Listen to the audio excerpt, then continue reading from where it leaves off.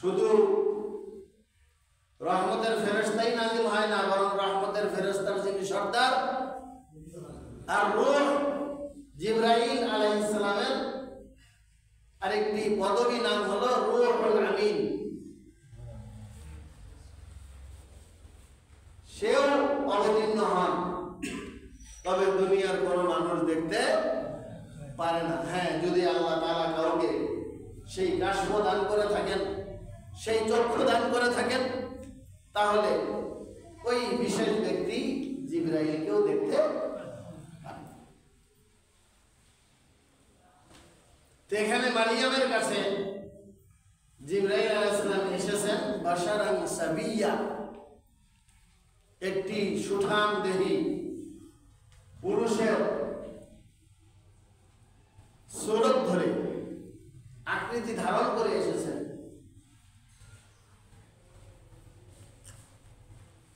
Adult মহিলারা, যুবতী মেয়েরা সুঠাম দেহী সুদর্শন কোন ছেলেকে সামনে পেলে তাকিয়ে থাকে, আবার ছেলেরাও সুন্দরী কোন মেয়ে পেলে তার দিকেও তাকিয়ে থাকে।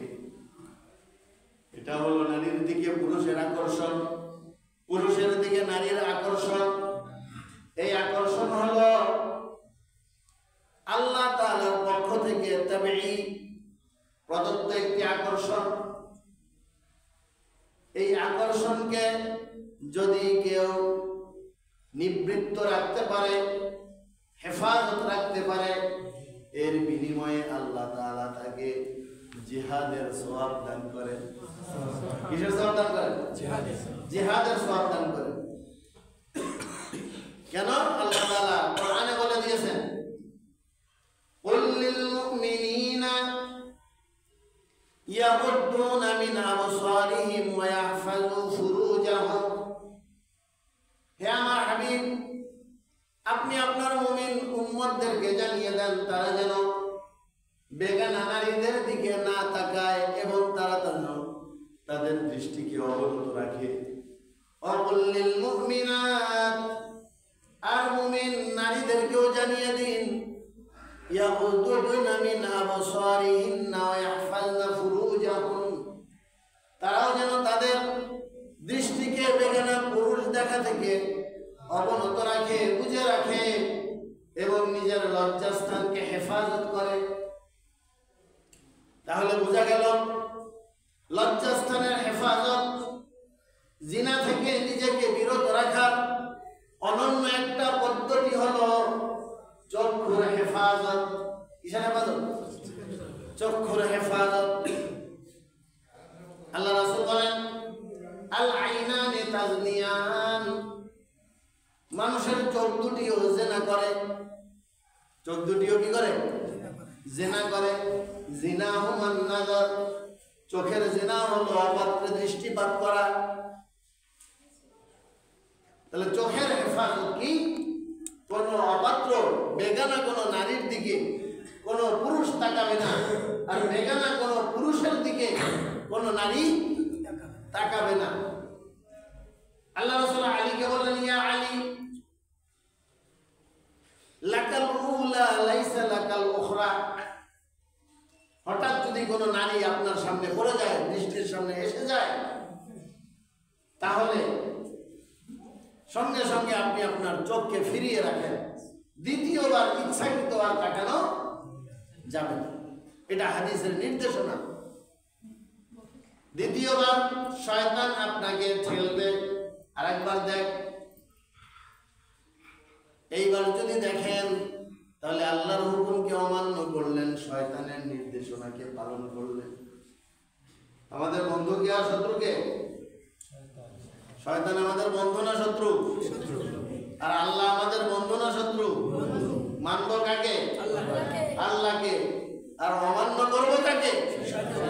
আর করি কোনটা?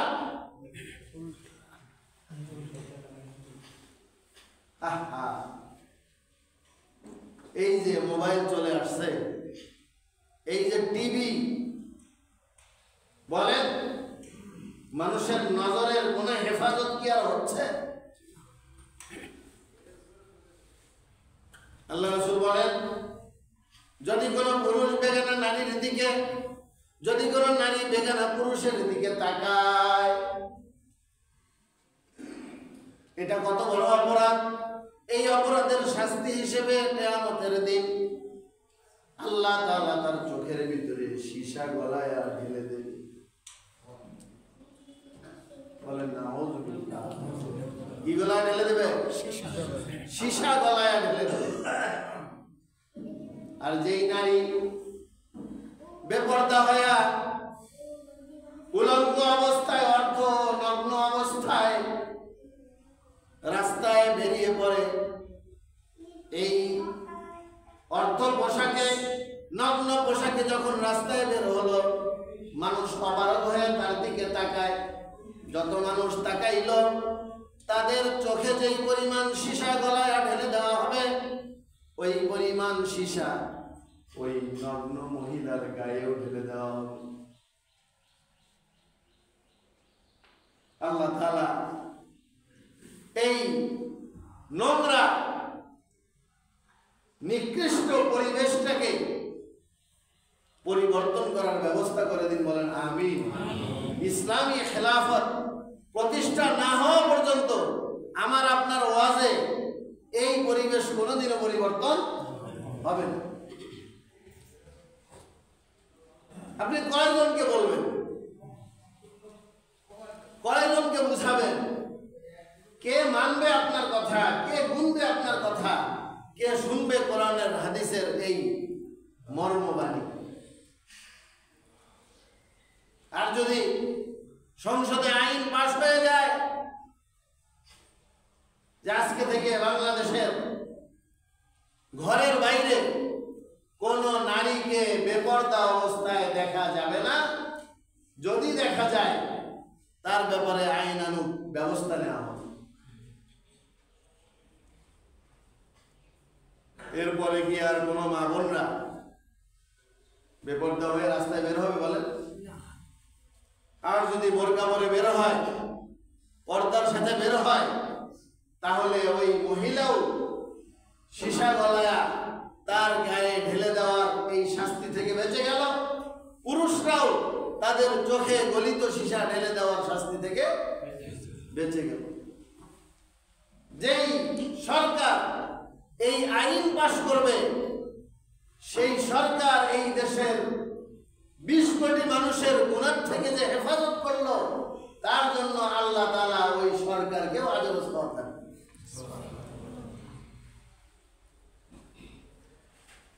আর যদি সরকার ট্রান্সজেন্ডার আইন পাশ করে, সমকামিতা বৈধ পাশ করে, 18 বছরের নিচে বিয়ে জায়েজ নাই কিন্তু একসাথে চলা জায়েজ আছে, পার্কে ঘোরা জায়েজ আছে, বিনোদন জায়েজ আছে, অবৈধ প্রেম জায়েজ আছে। আমার প্রেমের কথা মনে পড়ছে, ফেব্রুয়ারি মাসের 5 তারিখে প্রেম করা লাগে।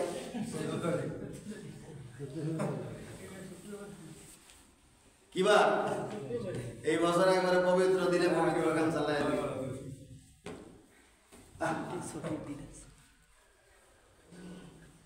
মানে ওই দেশগুলোর মধ্যে ইসলাম না থাকার কারণে, কোরআন না থাকার কারণে, দ্বীনি চেতনা বোধ না থাকার কারণে, দ্বীনি আলাপ আলোচনা না থাকার কারণে, দ্বীনি সচেতনতা না থাকার কারণে ওই দেশের মানুষের সমাজ এতটাই নোংরা, এতটাই নিকৃষ্ট হয়ে গেছে যে তাদের বৈবাহিক সম্পর্কের কোনো প্রয়োজন হয় না।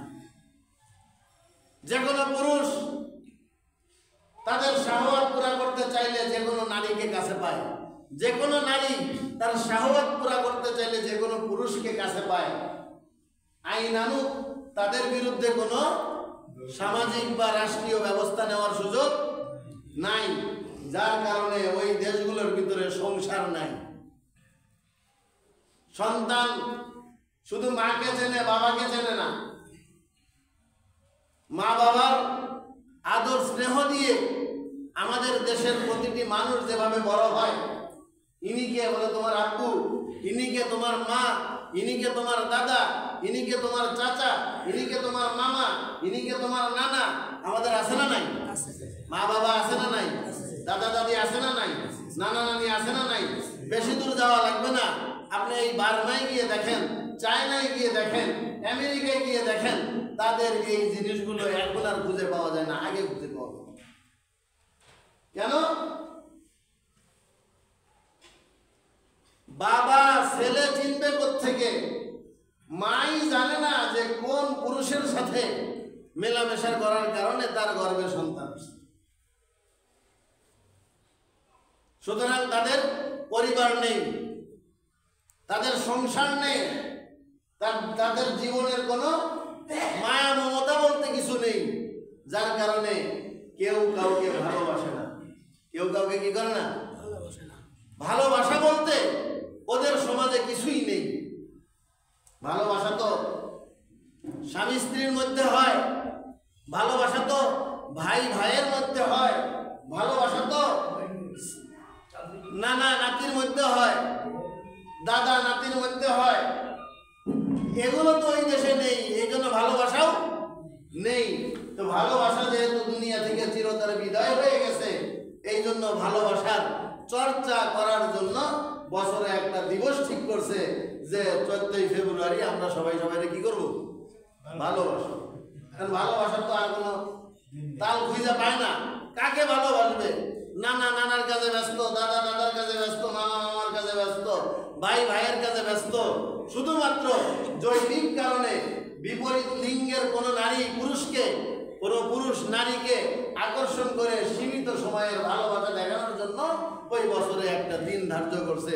ওই দিনে যত ভালোবাসা একসাথে পাইছে না, আর যত জেনা করার একসাথে করে।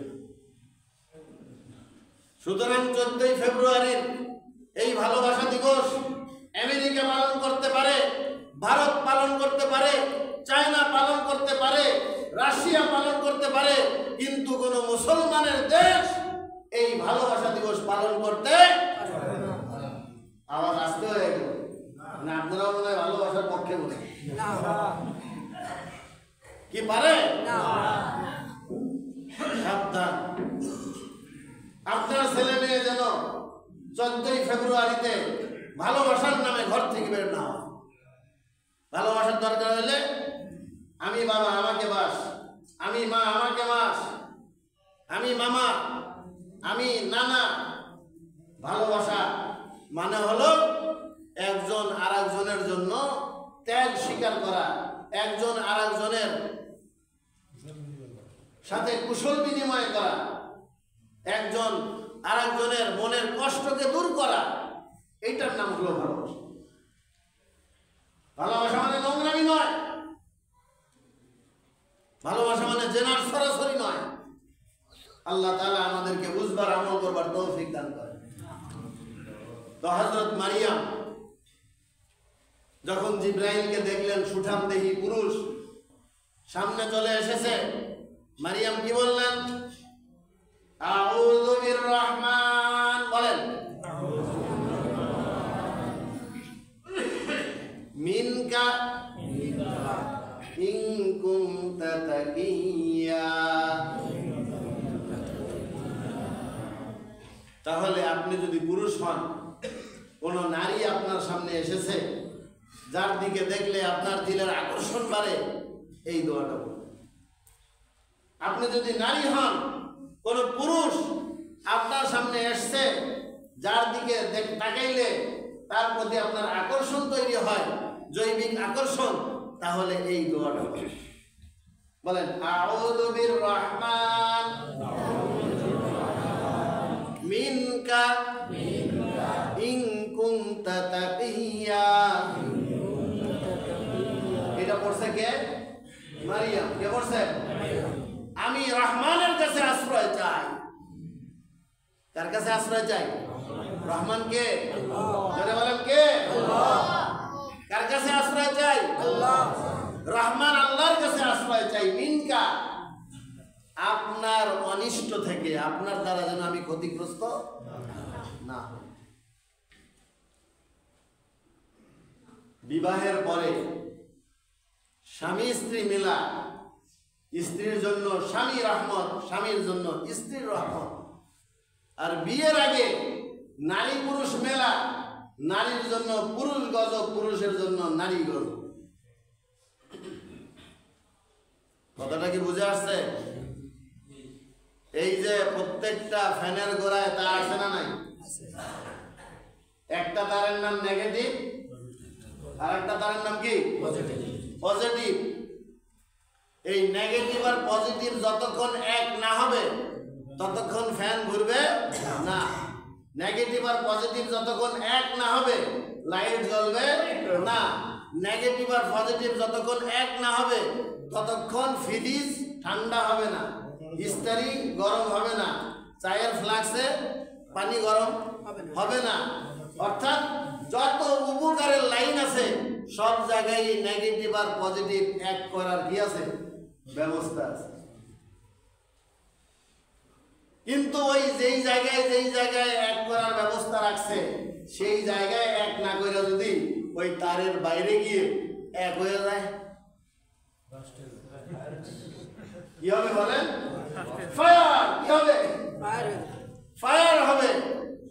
ঠিক তেমনি ভাবে নারী আর পুরুষ আল্লাহর কালাম আর কালিমা বলে কাজী সাহেবকে দলিল বানায়া দুইজন সাক্ষীকে সামনে রেখে যখন বিবাহ বন্ধনে আবদ্ধ হবে তো একজন হয়ে গেল স্বামী আর একজন হয়ে গেল স্ত্রী।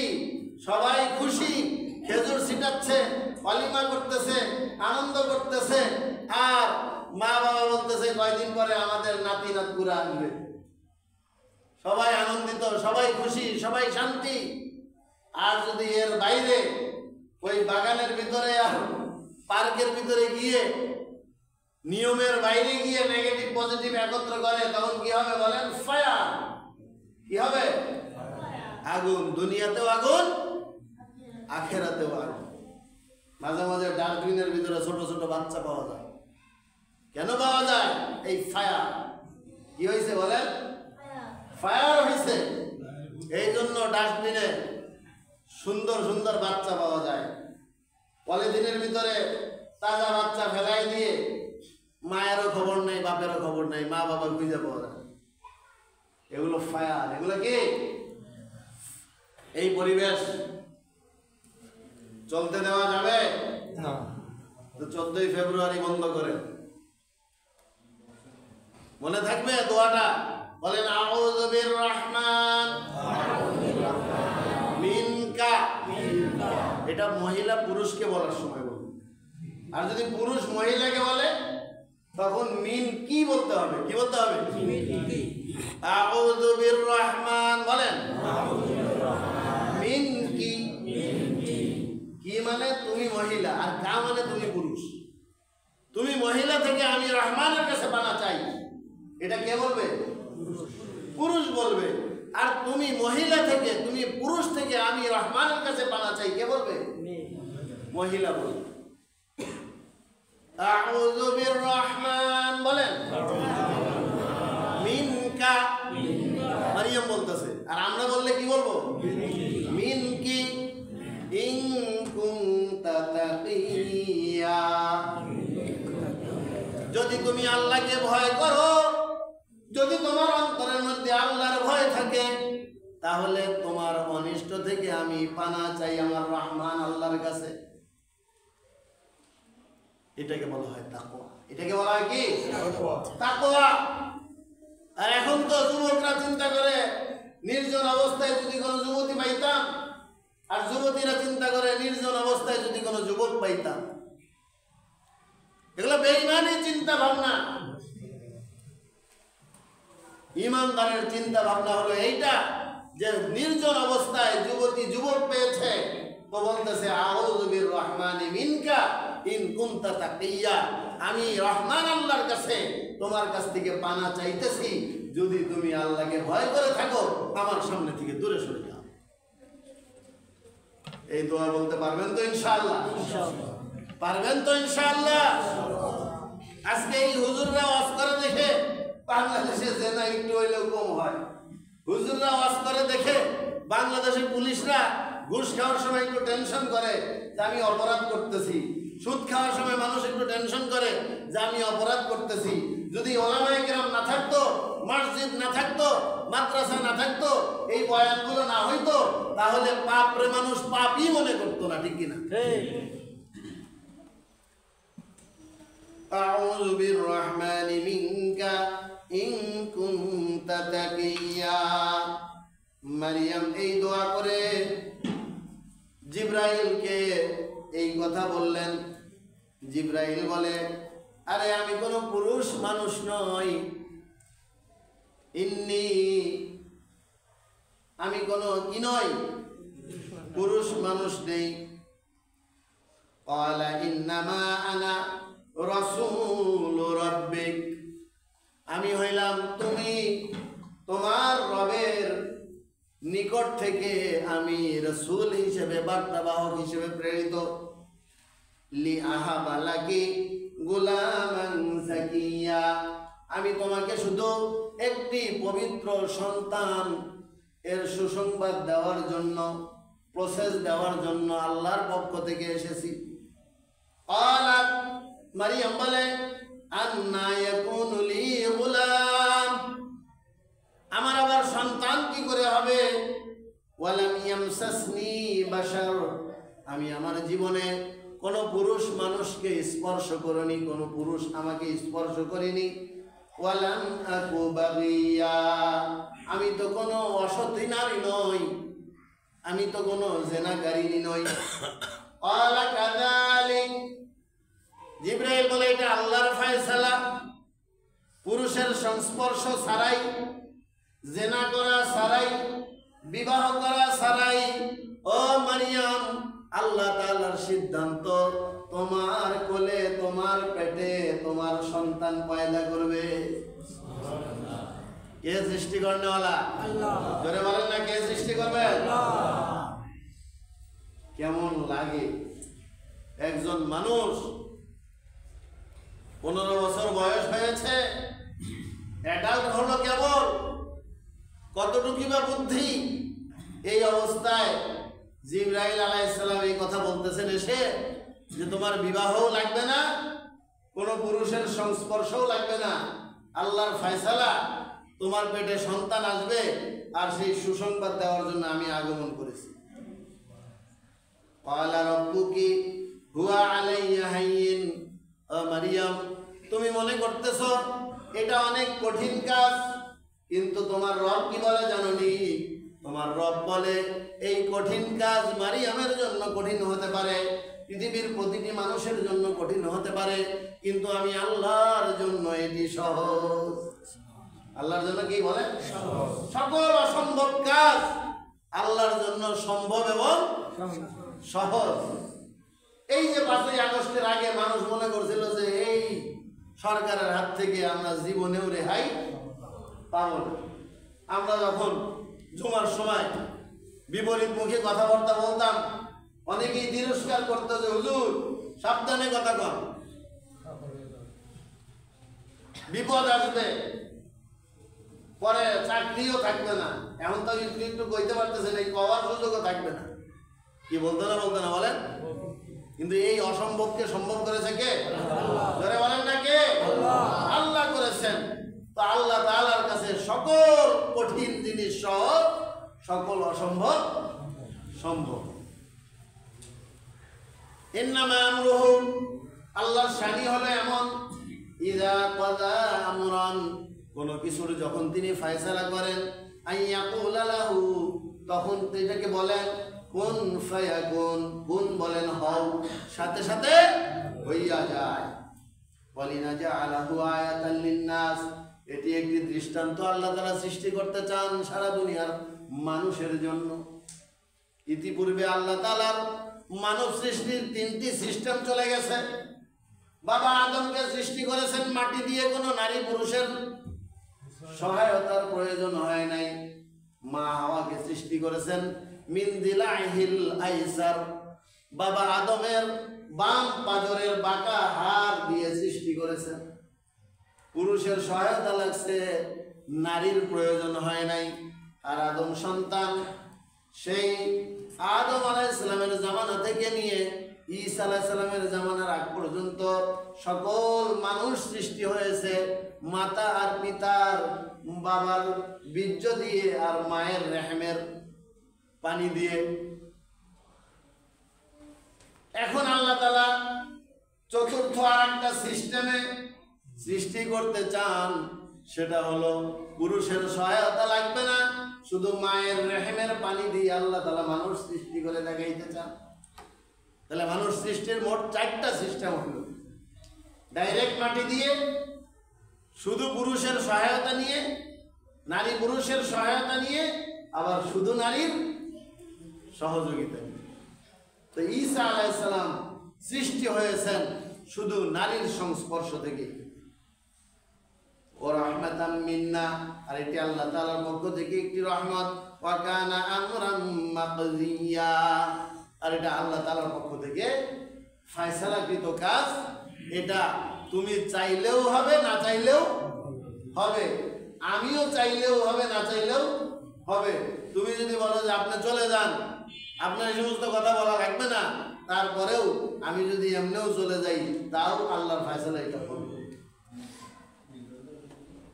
তো মারিয়াম বলে ঠিক আছে, আল্লাহর যখন ফয়সালা, এখানে তো আমাদের আর করার কিছু নেই, তবে আপনার প্রতি যেই নির্দেশনা, সেই নির্দেশনা কি জানতে পারি?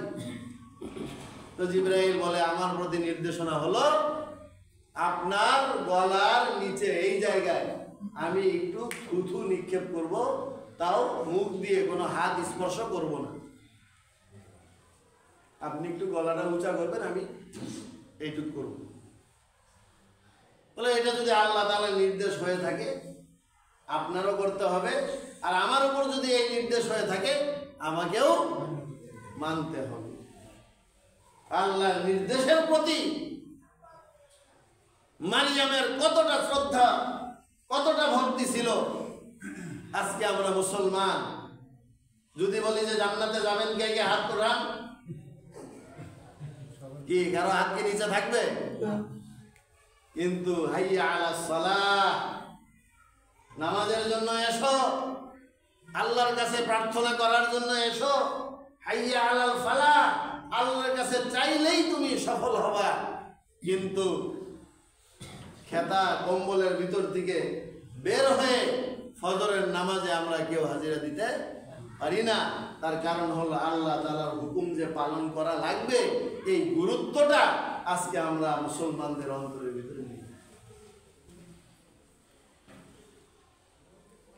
কি বলে, নামাজ পড়া লাগবে কি লাগবে না? নামাজ পড়লে লাভ না ক্ষতি? তাহলে একটু নিয়ত করেন না অন্তরের অন্তঃস্থল থেকে, যে যা হয়েছে হয়েছে, আগে হয়েছে, আজকে থেকে আর নামাজ বাদ দেব। করা যায় না নিয়ত?